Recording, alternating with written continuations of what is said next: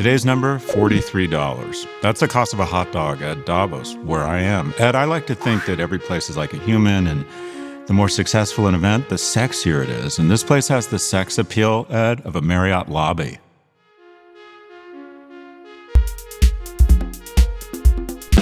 The only way you get anyone hard here is you tell them you can introduce them to the Saudi delegation.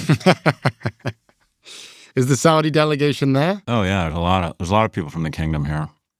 Yeah. You know who's not here is the people who are benefiting from threats to invade a block of ice is the Chinese. There aren't that many Chinese people here. Who do people most want to hang out with?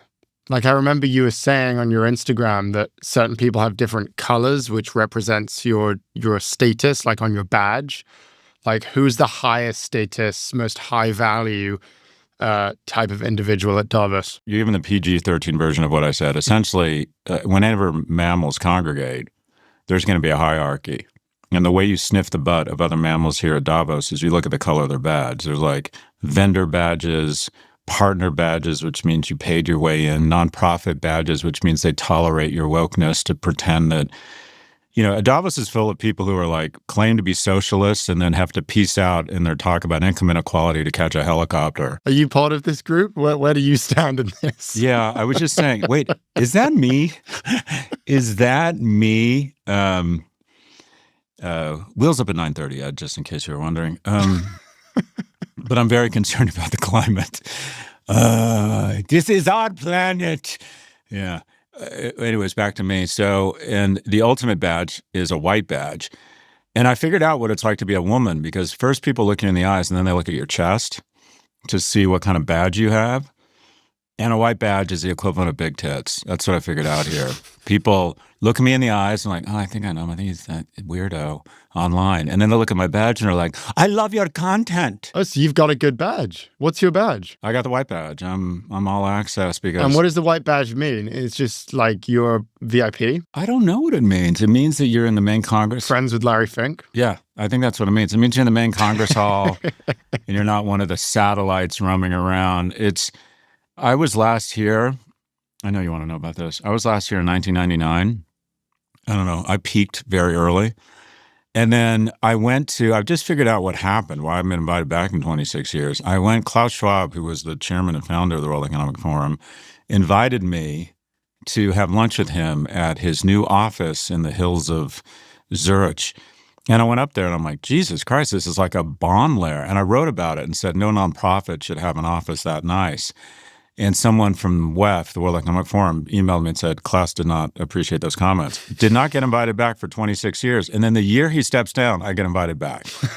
So anyways, I'm back at Davos. Do you want to know the difference between the vibes between 99 and 2025 or 2026? Is that what you were trying to ask? Please. Well, Ed, in 1999, it was about the internet. In America, Bill Clinton gave the biggest speech when I was here the last time, and it was about kind of cooperation and alliances and also competition, consumerism, using a lot of C's. And now it's about AI. And the biggest speech was, again, from the President of the United States, but it's about chaos and coercion, and I would argue with a smattering of corruption. I sat next to the guy from Binance last night. Changpeng Zhao. Yeah, he got pardoned by President Trump and now his kids are involved. Anyway, so things have changed dramatically. The tone and the vibe, I would say that generally speaking in 99, everyone kind of wanted more. It was more optimistic. Now everyone's sort of like, I hope it doesn't get worse. Meanwhile, everyone's making a lot of money. I was at a dinner. I spoke at the BlackRock dinner and they had, I don't know if it's off the record. Anyways, they had a bunch of AI masters of the universe and every startup here. In 99, I was pitching every one of my startups and now everyone's literally like, come to the E&Y house and learn about my AI platform that's helping optimize a workflow for manufacturing companies. I mean, it's just everyone has an AI startup. It feels very reminiscent of 99 on a business level in terms of the hype cycle. What's just different is America's role in the world and how people perceive our role in the world. But anyways, I'm here. Well, we're going to keep on unpacking this. I'm going to get us started with this episode. We are going to be talking about Davos this week. So the World Economic Forum, as we are just discussing, convened in Davos last week, and this time people were actually paying attention.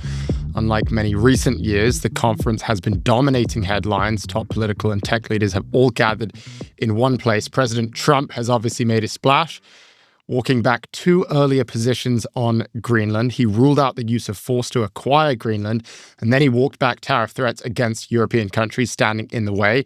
That, of course, sent markets rallying in the US, in addition to Trump's speech, which covered everything from relations with Europe to his affordability plans. The conference also featured remarks from Canada's Prime Minister Mark Carney, which we will get into. Also, France's President Emmanuel Macron, who was wearing a strange pair of glasses, and EU President Ursula von der Leyen. In total, nearly 65 heads of state and government attended, alongside some of the most powerful figures in tech and finance, including Jensen Huang, Jamie Dimon, Satya Nadella, and others. Scott, we've been getting a vibe check from you. I think the first thing I would point out and get your reaction to, it seems like this year was a uniquely big year for Davos. This happens every year, and usually it's like, maybe 1 or 2 headlines in the news, and you see maybe a clip of someone talking about it. But it seems like this was a really big deal in a way that it hasn't been in the past. And in fact, we have verified this by just looking at the search interest in Davos. It is already double that of last year and 5 times that of 2022. Search interest in the World Economic Forum has almost doubled as well compared to last year. For whatever reason, maybe Trump, everyone cares a lot about Davos this year. It's actually important, and just kind of surprising, because I think a lot of people have been saying for the past few years that these kinds of conferences don't matter anymore. Suddenly this one seems to. Yeah, so first off, it's easy to be cynical about the World Economic Forum, as am I, and Davos, but I think this kind of stuff's actually important because it gets people together who speak, and I think when you look someone in the eyes and you get to know them, you're less likely to shitpost them or raise terror. I don't know. I think it's good that people get together and talk at this level. Even the guy who wrote Davos Man, which is basically kind of shitposting the people who are here, they invite him. They're comfortable with that. So what you're talking about, Davos isn't about the content. It's about having access to the crowd and the people, as is our most good conferences. It's all about the people, not the content.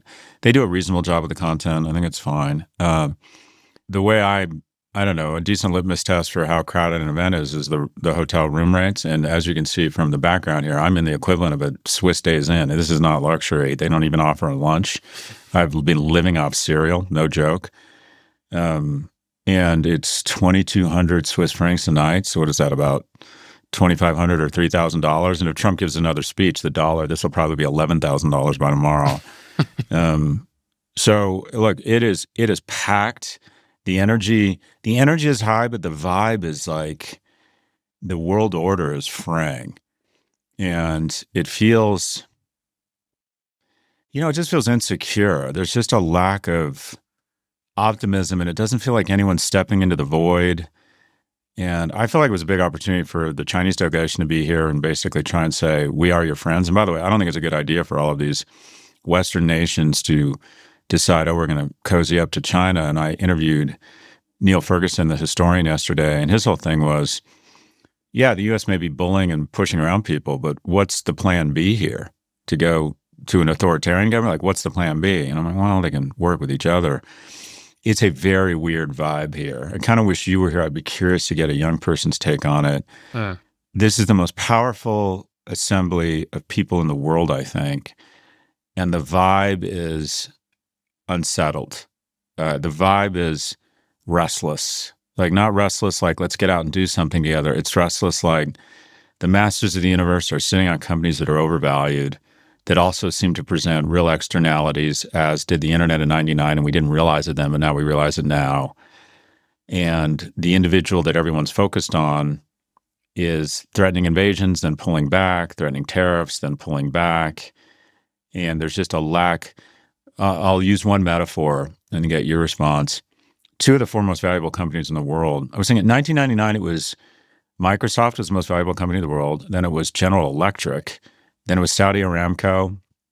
And then it was number 4, Walmart. And now the most valuable companies are Apple, NVIDIA, Saudi Aramco. It was Exxon back then. Now it's Saudi Aramco, so there's still an oil company in there. and number 4 is Alphabet. 2 of the 4 companies that are the most valuable companies in the world basically have operating systems that everyone kind of lives their life on, right? Android and iOS. And when you have the operating system that everyone operates on top of, you get to dictate terms and building code that naturally advantages your applications and monetization. It's great to own the operating system for all of business, right? And the analogy I always use is that America was really the operating system for the entire West and all democracies. People largely mimicked our laws, our economy, our universities. When we spoke, everyone tried to kind of follow. When we went into wars, people followed us. And now I think people are potentially saying we might have to switch to Android or another operating system. So definitely a state of flux and unease. What is it like? It's hard to read the label from inside of the bottle. What are your impressions from outside of Davos? It seems pretty consistent with what you're experiencing to me, and that is everyone's gotten together and they're all saying different flavors of the same thing, which is we're fucked in some way. Mm-hmm. You know, whether it's valuations or more importantly, I would say just the global order, which in fact the Trump administration has expressed the reason that they are going, or at least Howard Lutnick wrote this, the reason they're going to Davos is, he said, not to support the existing global order, but to challenge it directly. And I think he probably thought that he was the one who was going to go in and have that hot take. It seems like that's pretty much everyone's take at this event. Everyone agrees whatever setup we have right now isn't really working. And I think the same thing is true of the inequality problem that we keep on talking about. I noticed that was one of Larry Fink's big points, is that the inequality that we're experiencing is untenable. And it is interesting to have the CEO of BlackRock saying that to all of the most powerful and probably richest people in the world, and they're saying it, you know, in the mountains of Davos while everyone's wearing their Loro Piana coats. Like, it's visually quite interesting. And yeah, I think unsettling is a good way to put it. I think one thing else that's been interesting, I want to hear if you have been around for this, it sounds like a lot of beef is just exploding over there. I think one example would be that I read that Howard Lutnick got heckled at a dinner. Apparently he was like talking and people in the audience were literally heckling him. And then the president of the European Central Bank gets up and leaves while he's talking. I'd be curious to know if you were there for that, if that's true. But that's a good story. So I think that contributes to why people are so interested in Davos this year. It's funny. So you knew more about what's going on than I did. And it all makes sense now. I sat at a table and I had the ultimate flex. I sat at Larry Fink's table and there was Madame Lagarde, the head of the European Central Bank. And she joked that she was called on because so she wouldn't leave. And I didn't understand the joke, but I guess the joke was she left at another dinner with Howard Lutnick. I think people are pretty fed up with Americans, and especially the American leadership. The best speech and the most well-received speech was Prime Minister Mark Carney. I think a key kind of call sign for leadership is to be forceful yet dignified. He wasn't personal. He didn't call Trump names. He wasn't emotional. He just basically said, look, Canada is not as big as the U.S., but we are a very well-resourced nation. We have a lot of fantastic industry. We have debt capacity. We don't want to lose this partnership, but if we're forced to and we're not being treated like partners, Canada will take some pain and we'll be fine. And that we need to acknowledge we're moving to a new world order. And supposedly, I talked to someone in the Canadian delegation. He wrote the speech himself. And I thought it was very powerful. I remember thinking, so back to in the early 90s, my first company out of business school, I started a brand strategy firm called Profit. My biggest client was Levi Strauss & Company. And we were just over at what's called the Plaza, like every day having meetings.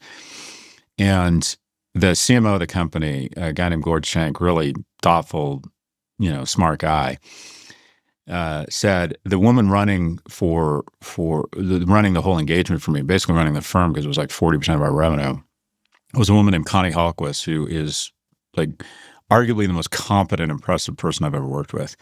And everybody just loved working with Connie. And Gord said, I have this great idea. And he called me and I called him back and he said, you know how they have student exchanges? what if we exchange one of our great employees at Levi Strauss & Company with Connie Hallquist, and she could come here for 6 months? And I'm like, who do you want to exchange Connie with? And he gave me the name of this woman, and this woman was just so awful in every way. I'm like, so you're trying to take out the trash and take my A-Rod? And the reason I bring this up is there any way we can exchange, like do like a presidential swap for just like 6 or 12 months? This is the guy the West needs right now. And it's just too bad that, I don't know, if he was like Chancellor of Germany. I mean, I like Macron, he's fine. But this guy, Carney, I wish he kind of commanded a larger economy with a bigger military, so to speak. But I don't know, Canada's still pretty big. But I didn't know that about Lutnick. That makes sense. And actually, I find that kind of encouraging. I don't believe in heckling people at a dinner, but I got to be honest, it sort of tickles my senses. What else have you heard, Ed? We'll get to Carney's speech in a moment. You're right. It is unanimously agreed upon that this was the speech of the conference, potentially the speech of the year. People in Canada, Canadians are calling it the best speech in Canadian history. So this speech is a big deal. I want to hit some more kind of drama points, which I just find kind of interesting. As you say, tickles the senses. There was this great clip where Howard Lutnick was speaking on a panel talking about the future of America. And I don't know if you saw this, but the reactions from the others who were on the panel was absolutely hilarious. This will really be for our YouTube crowd. You kind of need to watch it. Let's just play that clip. Why would Europe agree to be net zero in 2030 when they don't make a battery? So if they go 2030, they are deciding to be subservient to China, who makes the batteries. Why would you do that? Why would the United States of America, which has oil and natural gas, try to convert to all electricity? China does not have oil and natural gas. Electricity and electric cars make perfect sense to them. That is practical and logical. Okay, another clip that has been making the rounds, I think is pretty important, is when Trump was speaking about the Greenland situation, which was obviously the most important news event in the world. And he confused Greenland with another country. I'm helping NATO, and I've until the last few days when I told them about Iceland, they loved me. They called me daddy, right, last time. Very smart man said, he's our daddy. He's running it. I was like running it. I went from running it to being a terrible human being. I don't know that they'd be there for us. They're not there for us on Iceland, that I can tell you. I mean, our stock market took the first dip yesterday because of Iceland. So Iceland's already cost us a lot of money. Which was probably the most remarkable event of the week. And then also there was this drama with Gavin Newsom, which Gavin Newsom talked about, but apparently the White House denied him from entering an event, which he had been invited to speak at. And then a White House spokesperson issued a statement. They said, quote, "No one in Davos knows who third-rate Governor Newscum is." So, I mean, it's kind of just reality TV is playing out on the global stage right now. And I guess it's hard to know what to make of that, because at one time it seems like, performance art. It feels like WWE. But then at the same time, we're seeing these massive market-moving decisions, such as the decision to, I guess, not use force against Greenland, or at least that's what Trump said, which spiked the markets around the world. And then tacoing, which we need to get into. And that is Trump decides to pull the tariffs on the EU because he says that we have reached a framework of a future deal for Greenland. And then the S&P and the NASDAQ and the Dow, they all rise. And then you see bond yields, which had jumped to their highest levels since September. It was a big deal when he was threatening Greenland, and then those yields came back down. So a lot of market activity that seems very important, but then you look at what's actually happening in Davos. I mean, it's all kind of looks like a joke from the outside. So then we'll get into Mark Carney's speech, but I guess I want to get your reactions to all of that. They're making us, and that as Americans, look like assholes. There's just no other way around it. And Howard Lutnick at Davos is a little bit like a repo man as the valet at your daughter's wedding. He just shouldn't be here. He is what he says is stupid. That somehow that we've been exploited, that we're a victim.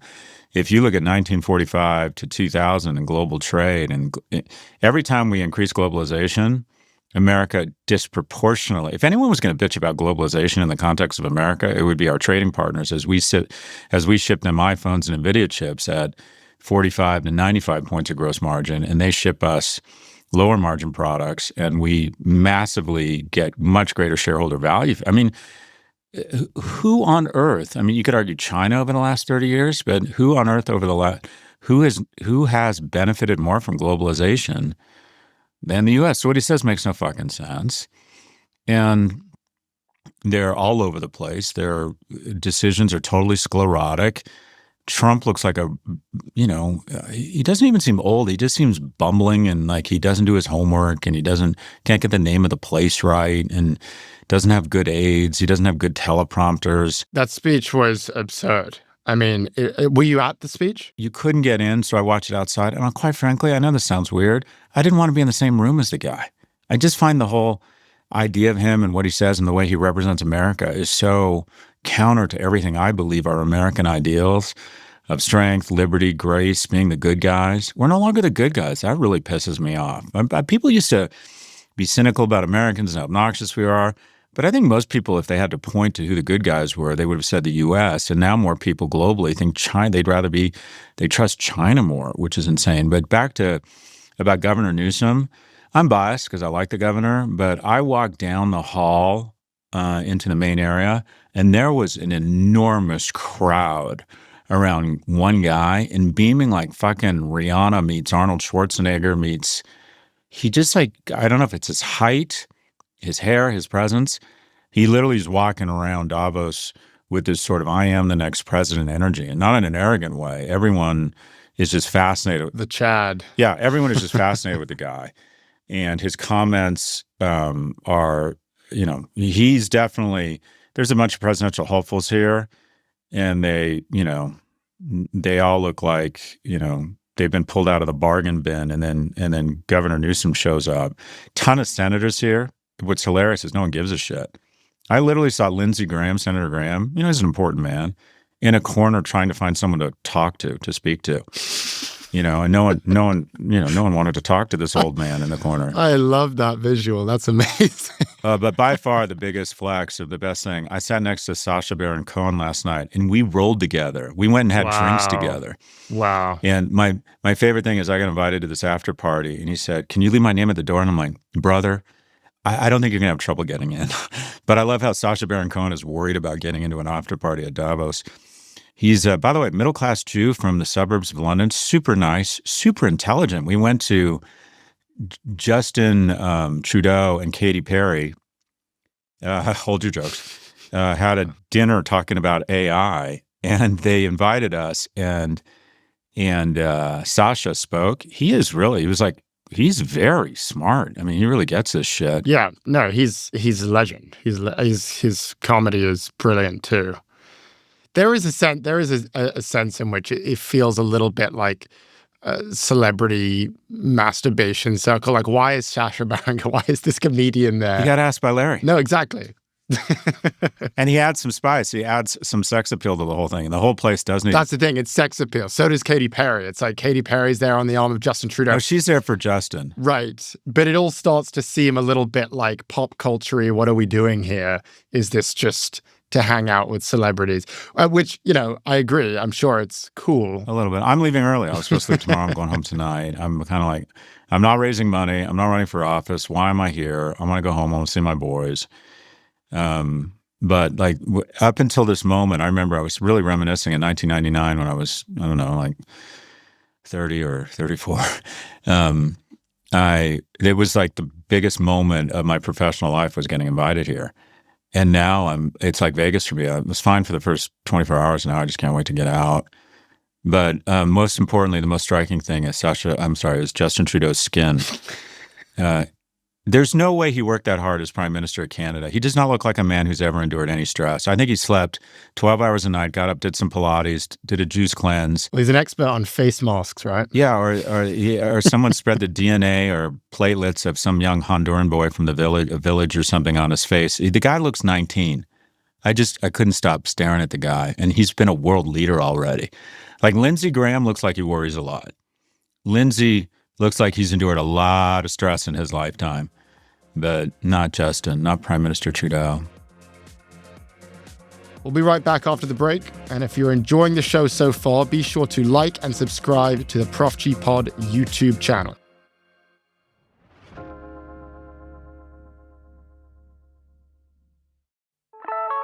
Support for the show comes from Fundrise. Investing in companies already in the S&P 500 can sometimes feel like you're being served someone else's leftovers. It's still a great meal, but it's hard not to imagine what the food tasted like when it was fresh out of the oven. Historically, only venture capital investors were served access to the best tech companies in the world that hadn't gone public yet. And that meant the rest of the world simply had to sit on their hands and wait for an IPO. Fundrise says they're completely upending that dynamic with its new venture capital product. With just a $10 minimum investment, Fundrise's mission is to give everyone the access required to invest in the best tech and AI companies before they go public. There's nothing wrong with leftovers, but now, if you want, with Fundrise, you can take a seat at the table alongside the biggest names in tech investing. Visit fundrise.com/ProfG to check out Fundrise's venture portfolio and start investing in minutes. All investments involve risk, including the potential loss of principal. Past performance is not indicative of future results. This is a paid advertisement.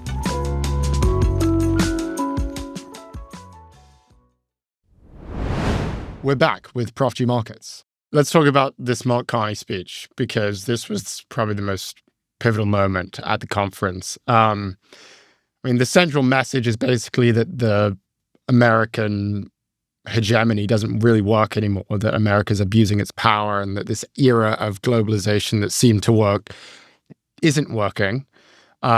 Let's just listen to some of the highlights. We are in the midst of a rupture, not a transition. Great powers have begun using economic integration as weapons. Tariffs as leverage, financial infrastructure as coercion, supply chains as vulnerabilities to be exploited. The middle powers must act together, because if we're not at the table, we're on the menu. This is not sovereignty.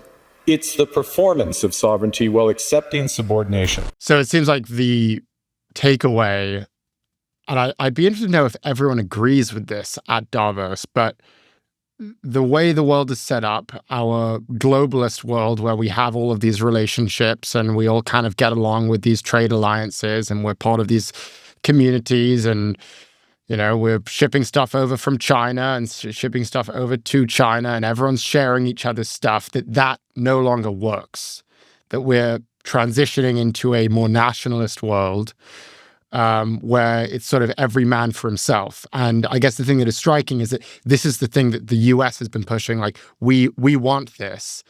And then the president of Canada comes out and says, well, yeah, if you guys are bailing on this, then okay, we can't do this anymore. This doesn't work if you guys don't sign up for it. What has been the reactions from Davos? What did you make of that speech? Like I said, I thought it was the best speech at Davos. And I love that line. He said, "This is not a transition; it's a rupture." Is that what was the line there? I thought he was just an incredibly impressive, eloquent man. I hope at some point, one thing about America is it does tend to like ping back and forth between different parties and different sort of thought leadership. And I'd like to think the next president is going to be incredibly intelligent. And Mark Carney is that kind of guy. It's just he wrote that speech himself. To be fair, though, and this was kind of Neil Ferguson's whole thing was, and I think there's some truth to this.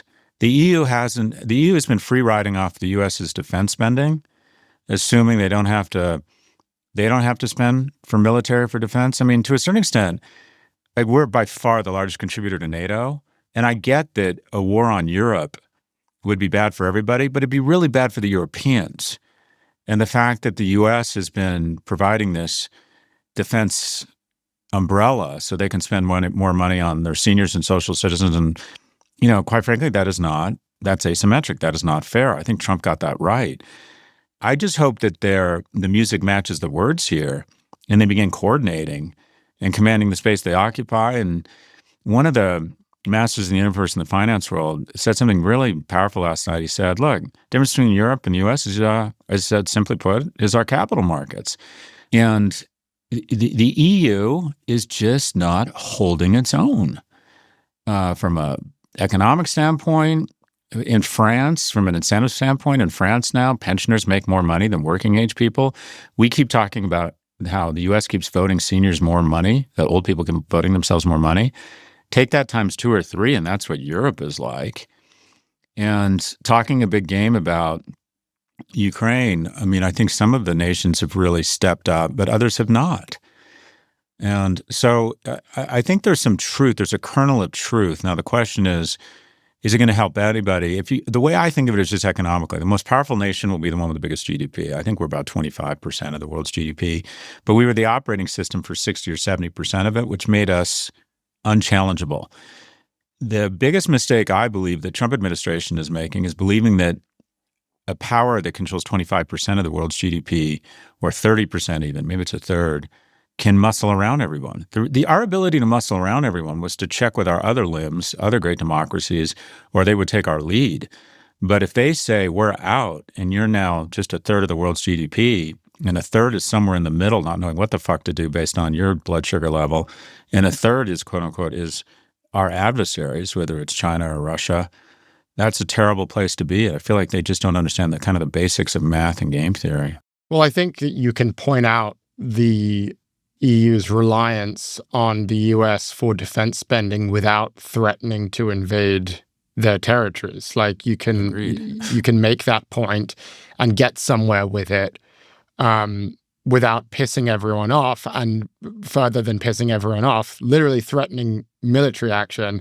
And then obviously going back on it, because we saw Taco and Trump appears to just in the middle of that speech realize, oh yeah, maybe I shouldn't invade. Maybe that's not a good idea. But in terms of the consequences of this behavior and this delivery of that point, it does seem that this is, we've said this before, this is sending our allies into our adversaries' arms. This is basically pitting the rest of the world against America. Canada and China just struck a new deal.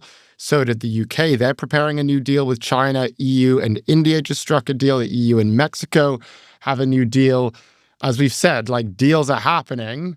They're just not happening with us. And I think the question becomes, what's next in this story? Like, agreed, Europe and the relationship with America, questions should be asked, as they always should be asked. You know, we should be investigating what is the real dynamic here? Who has the leverage? Is someone getting more out of the relationship than the other? But now that we've escalated things the way we have, it could be that the rest of the world just decides, you know what? We can't trust these Americans.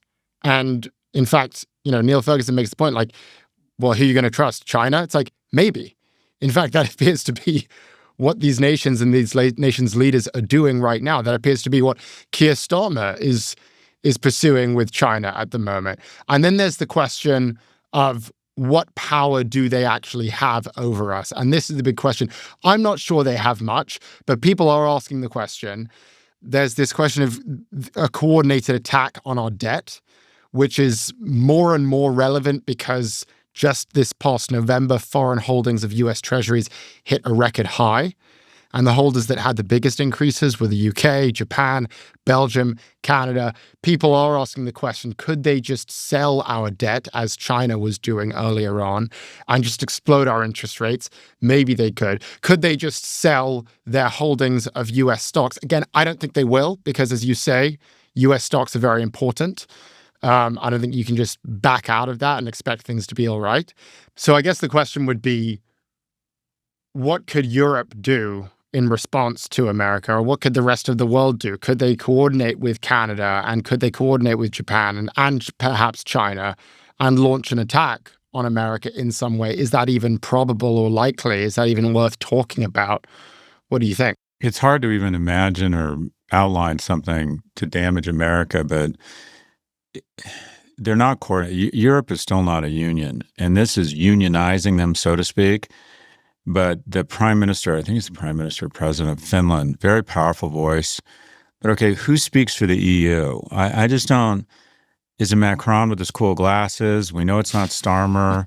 Who is it? Is it Lagarde? I mean, who? Is it Mark Carney? Oh, fair point. He seems to be representative of the whole movement. If I were of them, I would have stood on stage with Mark Carney and said, Mark has shown real leadership around this issue, and have the head of the EU and all the member nations saying, these are the actions we're taking.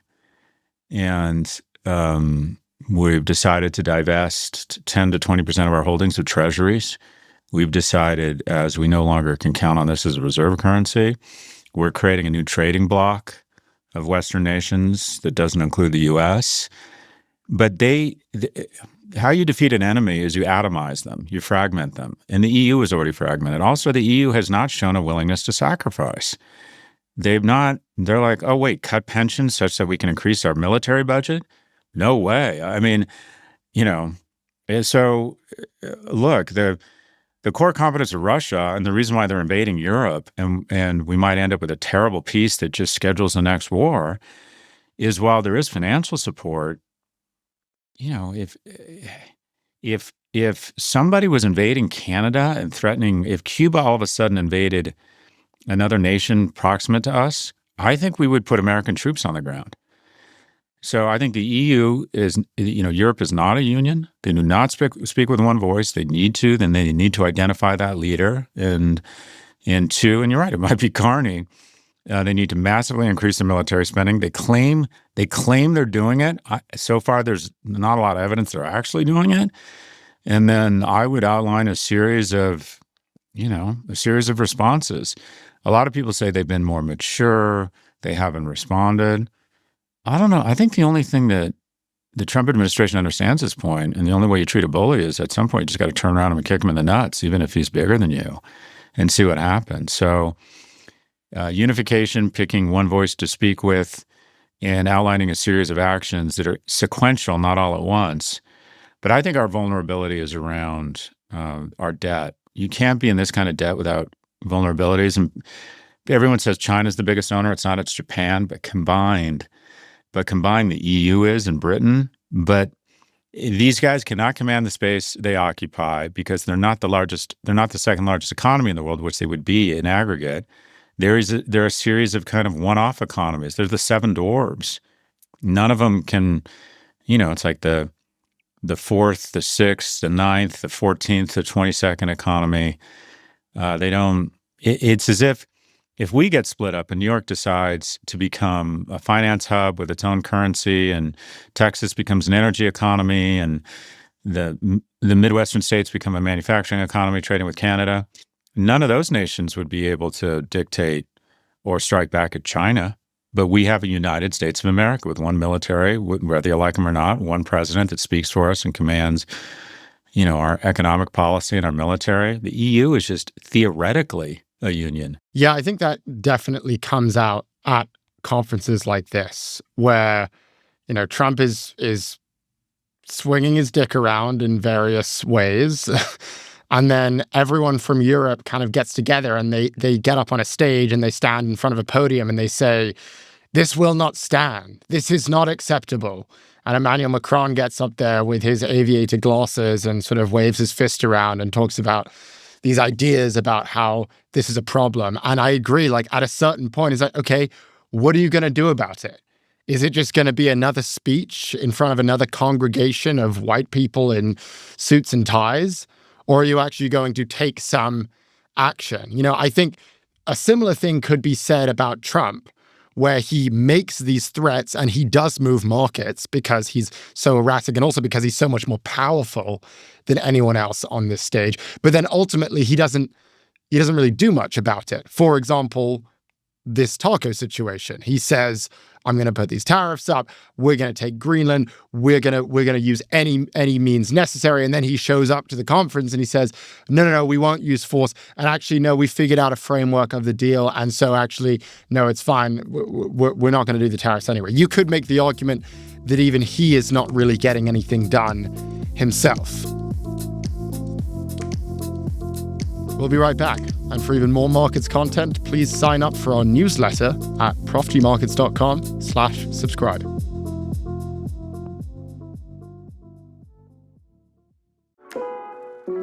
Support for the show comes from LinkedIn. It's a shame when the best B2B marketing gets wasted on the wrong audience. Like, imagine running an ad for cataract surgery on Saturday morning cartoons, or running a promo for this show on a video about Roblox or something. No offense to our Gen Alpha listeners, but that would be a waste of anyone's ad budget. So, when you want to reach the right professionals, you can use LinkedIn ads. LinkedIn has grown to a network of over 1 billion professionals and 130 million decision makers, according to their data. That's where it stands apart from other ad buys. You can target your buyers by job title, industry, company role, seniority, skills, company revenue, all so you can stop wasting budget on the wrong audience. That's why LinkedIn ads boast one of the highest B2B return on ad spend of all online ad networks. Seriously, all of them. Spend $250 on your first campaign on LinkedIn ads and get a free $250 credit for the next one. Just go to linkedin.com/Scott. That's linkedin.com/Scott. Terms and conditions apply.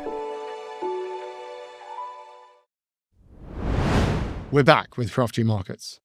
If you look at the polling data right now, and I think this is probably relevant to what we saw in Davos, Trump currently has the worst approval rating of any second-term president in history except for Nixon. So people do not trust him right now. And I don't think the kinds of things he's doing in Europe, where not only does he look untrustworthy, he also looks weak because he's chickening out. That's how everyone is describing it. And then we're seeing similar numbers coming from the Gen Z group, which I also think is interesting. Trump's net approval rating among Gen Z is now at negative 32%. Compare that to February of last year, about a year ago, the number was plus 10%. So we're seeing just a decimation of his favorability on various issues. And I think a big question going forward is like, what did that speech in Davos and what did this taco do to his legacy? What did it do to his popularity in America? Are people watching what's happening in Switzerland and do they care? It seems like they probably do. Yeah, and we're closer to it than most people. But I mean, a couple observations. One, I think people are incorrectly saying that this is the end of globalization and it's a retreat to like regional or spheres of influence. I would argue Trump's rhetoric is expediting globalization just without us. And that is free trade barriers are coming down. It's making for strange bedfellows. I got to think that the EU and Latin America and nations in Africa are really like looking to trade right now, to establish alliances, free trade zones, political alliances across border. People aren't saying, well, the operating system of America is weakening, so we should withdraw and go inward. They're saying, no, we just need new partners. And I think this has created a level of promiscuity and willingness to say, okay, we won't place taxation on your wine here in Chile, France, because you have a wine industry you're trying to protect. We want to have more free trade, and we want to be less dependent on selling our wines into America. And the way you do that is by both of us lowering trade barriers and agreeing to get along. And so I think globalization is actually on superdrive or overdrive right now because there's so much economic benefit to it. It's just that all the supply chains are being rooted around us. And then the thing I would push back on a little bit, though, I mean, one, Trump is hugely unfavorable. This doesn't appear to be working. But every time we take a poll, everything goes down. It just seems like people are just getting disgusted with institutions and power. The Democrats aren't doing much better. And the reality is, and I hate to admit this isn't just a rogue Trump because he's got 53 Republican senators who all of them seem to be kind of, I mean, we celebrate one of them maybe saying, Bill Cassidy, I'm a doctor. He realizes how dangerous and stupid RFK Jr. is, but he doesn't actually fucking do anything about it because he's still scared of Trump. So the majority of U.S. senators are still kind of walking in step with the president, and they're elected. But don't you think people are beginning to see that, like, quite viscerally? Don't you think the cowardice is becoming almost too big to ignore, too obvious to Americans? And I think someone who's doing a great job of pointing that out is Gavin Newsom. I mean, you look at his speech at Davos compared to, these other leaders who seem to kind of tiptoe around the problem. I mean, he's being bold. And as you say, I forget the words you use, but I think the word that I would use would be aura. His aura is big, it's strong. He presents as powerful now because he actually is standing up. And it seems that actually is a winning move now, not this cowardice and sycophantry that we've gotten so tired of and so used to.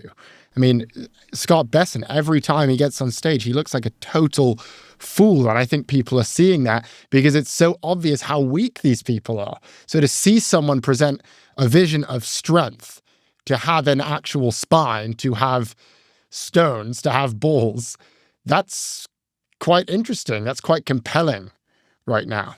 Yeah, I see it on the Democratic side, at least in some form.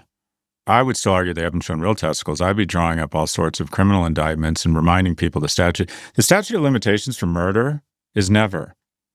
And I would be coming out and saying, I believe the following ICE agents are probably guilty of reckless endangerment of life and perhaps second-degree murder. And I plan to try and encourage our Department of Justice to investigate them when we have a real Department of Justice. And I want to remind our ICE agents that the statute of limitations on murder is never. And there's no such thing as absolute immunity. It doesn't exist.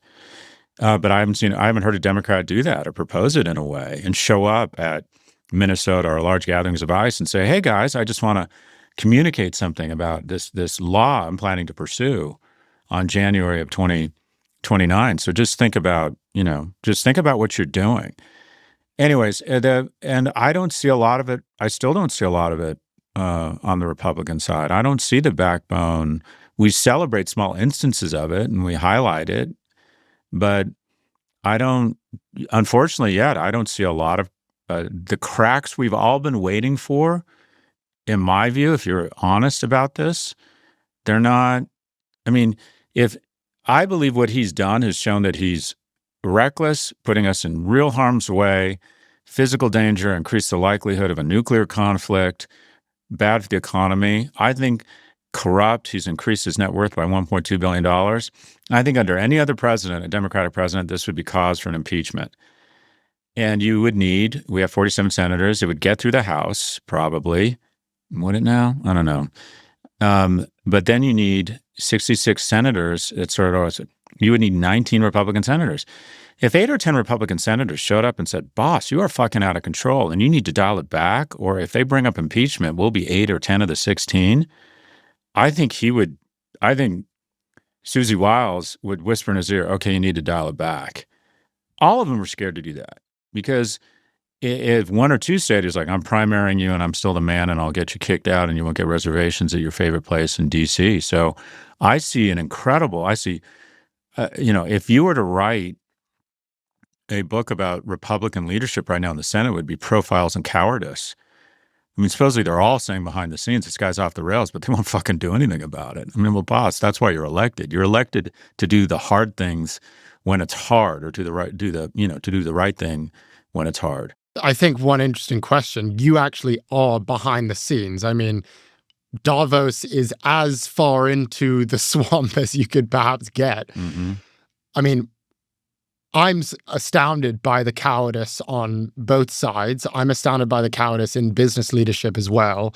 I'm sort of astounded, sometimes I'll do like a media hit and they'll be like, oh, like, is it okay if we talk about Trump? Like, can we talk about something that he said? I'm like, yeah, obviously, like that's totally fine. I'm very surprised with how scared everyone is, with the extent to which people seem to want to tiptoe around these issues. You're in the room right now. Is that the vibe in the room? Are people being kind of hesitant and concerned and holding themselves back when it comes to expressing their true opinions on the issue?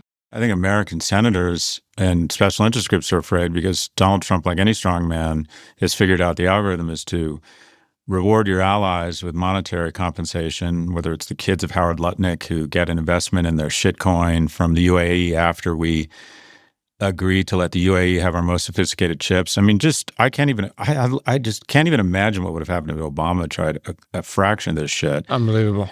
So And then also to punish your enemies, to go after them and really try and make their lives miserable, including threatening prison, having FBI agents raid your house at early in the morning if they don't like, former security advisor John Bolton, what you've said. So that's working. I think people are really intimidated. The Europeans, I would describe the meetings I've been in, they're just so damn polite. There's so many Americans in the room. It's the end of them. They're also trying to curry favor with a lot of these startups to build offices in their regions. They don't want to cut off their nose to spite their face. So they're incredibly, I won't even say, they just demonstrate a lot of grace and they're very polite. But I wouldn't describe it as they're kowtowing or scared of them. These people are just very dignified. These people all went to prep school in Switzerland and are, they eat with the right fork. Isn't that the problem, though? It's almost like that's the problem. It's like these people, they're too polite, they're too sheltered, and we've got this wrecking ball who's fucking everything up wherever he goes, and everyone's too polite to do anything about it, to confront the problem, to say things as they really mean it. That's got to be one of the biggest obstacles in the way of Europe is their own politeness, that they're not willing to just say what they think. They could have said, look, Carney, you've captured the moment. We want you to turn up the volume.